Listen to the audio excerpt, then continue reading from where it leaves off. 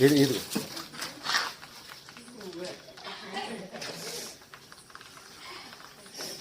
जातीचं साप आहे मित्रांनो, छोटं पिल्लू आहे आणि गॅप होतं तिथं, गटर आहे पुढे आणि पुढे गटर होती आणि कुठं पण गॅपमधून जाऊ शकलं असतं, पण हे गेलं नाही. पाण्याला अट्रॅक्ट होतो हा साप, त्यामुळे पाणी सोडून ह्या सापाला रेस्क्यू केलं. लक्षात घ्या, छोटं पिल्लू आहे वेरुळा जातीच्या सापाचं. सध्या आम्हाला याच सापाचे कॉल काय आलेत, कारण पाऊस पडून झाल्यानंतर जी बेडकं येतात त्याला खाण्यासाठी हा साप मनुष्यवस्थित येतो आणि त्यामुळे हे साप जास्त प्रमाणात आढळतो. या सापाचा स्वभाव असा आहे, तर दिसला म्हणजे हा साप मरेल पण तिथून जाणार नाही असा हा साप आहे. त्यामुळे मग लोकांना आरामात ऐकता गावतो हा मारायला लागेल.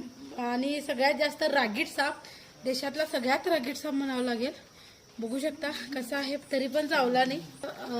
दुपारी सुद्धा असाच हा साप अजून एक त्यांना तिथं त्याच ठिकाणी दिसला होता आणि हा एक दुसरा साप, म्हणजे दिवसातून त्यांना दुसरा साप दिसला हा. आणि हा साप बेडू खाण्यासाठी वगैरे मनुष्यवस्थित येतो. मी सांगितल्याप्रमाणे पाऊस झाल्यानंतर जी बेडकं येतात त्यांना खाण्यासाठी हा साप येतो आणि भले खेडे असू दे किंवा शहर असू दे, मनुष्यवस्थित हा साप हमखास दिसतोच. तर अंदाजे 1 वर्षाचा हा वेरुळा जातीचा साप आहे मित्रांनो. त्यांनी बघितलं, चांगली गोष्ट आहे. मिळाला, जरी याला पकडलं नसतं तरी काही झालं नसतं, कारण बिनविषारी साप आहे. तुमच्या आजूबाजूची बेडकं खाईल, त्यामुळे विषारी साप येण्याचा धोका कमी होईल. लक्षात घ्या. ठीक आहे, आता म्हणून माणसांच्या म्हणजे भीतीपोटी किंवा समाधानासाठी आपण रेस्क्यू केलेला आहे. पॅक करायला व्हिडिओ आवडला जरूर लाईक करा, शेअर करा, कमेंट करा. धन्यवाद.